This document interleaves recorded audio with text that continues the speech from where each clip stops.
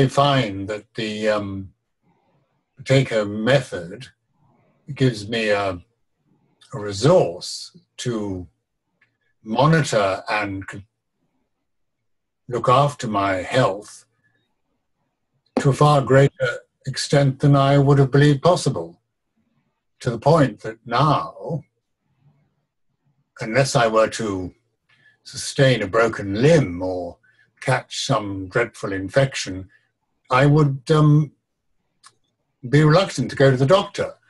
I prefer to consult a Buteyko practitioner because the science that Professor Buteyko elucidates gives one a handle on one's health to the extent that, and it is a big ask, but to the extent that one can alter one's breathing pattern to breathe more shallowly and thus accommodate a higher level of CO2, which is vital to the smooth and optimum functioning of one's organism. Now, I'm not a scientist and I can't talk science, but I was amazed to discover that there is in the medical textbooks a norm for breathing, which I had never heard of. And it is that we should optimally breathe no more than 3 to 4, or maybe now it's 5 liters of air per minute. And most of us on the planet exceed this norm 2 or 3 times over. And this is very deleterious to our health. Now, no doctor has ever asked me whether I'm over-breathing. They check other norms with great alacrity, such as one's blood pressure and body temperature and pulse, but they don't check the breathing norm. And I find this rather extraordinary. I mean, I suppose a doctor might ask one if one was short of breath, but they might, I've never been asked if I was breathing too much or hyperventilating, let alone through the mouth. And as we get older, even after the age of 30, when our immune systems begin to decline, we are a prey to chronic disease. And the discoveries of Professor Buteyko and scientists that went before him, like L.J. Henderson and Christian Bohr, to name but 2, are highly relevant. And it astonishes me that the National Health Service in Britain doesn't take the matter of our breathing more seriously. I mean, after all, it is the one thing we do most of, and without which we'd be dead. We do it 20 or 30,000 times a day. Now, surely we should accept the possibility that it can go wrong. If we accept the possibility that everything else can go wrong, why not breathing? It just seems a no-brainer. And the Professor Buteyko points out how it goes wrong and what we can do to put it right. And I would recommend anyone to study his findings very carefully. He was a great man. I first came upon the Buteyko method at a talk in 2011. And I was told that if I took nothing away from the talk except that one should only breathe through one's nose, in and out, nasal breathing only, never through the mouth, that would be a step in the right direction. And in the light of what else I heard of the talk, I took this on board straight away and made breathing a central point in my life, a sort of focal point. And I was amazed at trying to nasal breathe only, how one notices one's breathing does deepen considerably at many times during the day. And it's usually when one wants something. I think we're all essentially greedy, not in a gargantuan way, but in lots of little ways. And this causes one's breathing to deepen.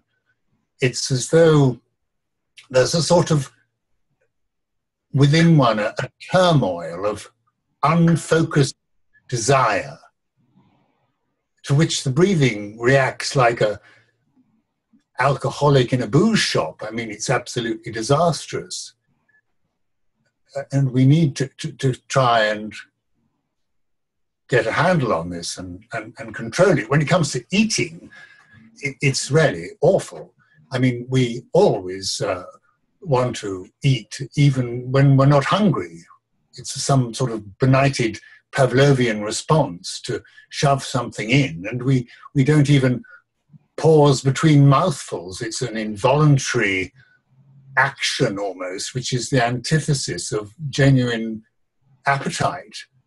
And I mean, I find myself with food that I'll sometimes be downstairs preparing a snack to take upstairs, and then I will eat the snack on the stairs going up. So when I get upstairs, I haven't got a snack to eat, so I have to go downstairs and make another snack. And it's like some vision of hell by Hieronymus Bosch. Really awful. But anyhow, although I'd taken breathing into the center of my life after this talk and was trying hard to breathe only through the nose, I had not actually taken any steps to learn the Buteyko method, which I thought, well, I'll try this nasal breathing, but I don't think I need to do the method. I don't need to do a workshop to find out how one can alter the pattern of one's breathing and breathe more shallowly. Until about 3 months later, I had a health scare. And then it was a question of any port in a storm. And I thought I must learn what this method is all about. And I had some lessons. And during those lessons, I heard that my health scare was, in fact, based on a wrong diagnosis, and I was in the clear. So I was really learning the Buteyko method for reasons of optimal health, which, of course, is the best way to do it.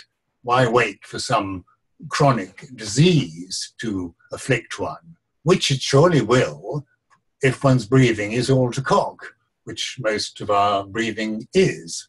So it is really beneficial to learn the breath-holding exercises, the basics of the Buteyko method, which enable one to breathe more shallowly. It's not easy, and it's very irksome to do, but I have benefited. My energy levels have increased, and now when I exercise, I will never exercise beyond the point where I can control my breathing, and I only exercise with my mouth shut.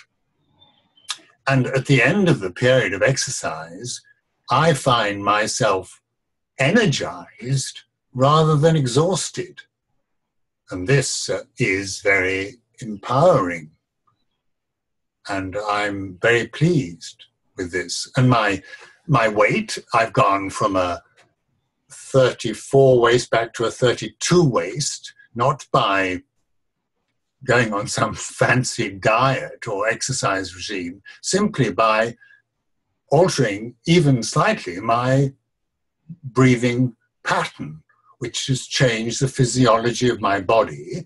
So I am thinner, I have no love handles, I'm lean, and I think relatively fit for my 68 years. I no longer take any medication. I didn't have a flu jab last year or the year before.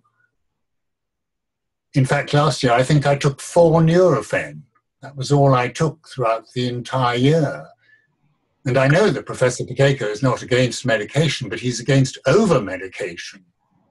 So perhaps 2 or 3 years ago, I might have taken 8 Nurofen, but I've managed to titrate my intake to 1 or 2 at a time. 1 at a time, in fact, rather than 2. So I do find it a most helpful resource.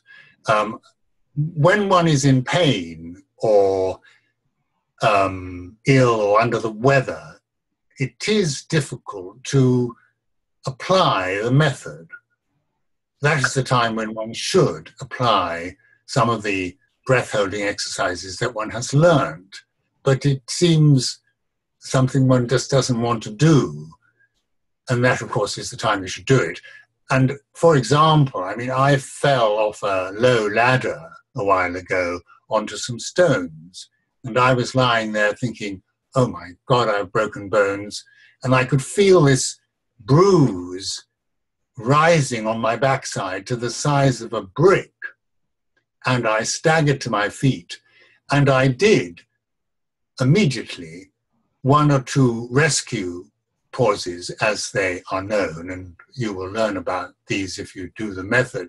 One or two rescue pauses around the garden, and the pain was alleviated straight away to the extent that I could go back up the ladder and complete the job. When I get cramp, I will do a breath hold, which will dissipate the cramp.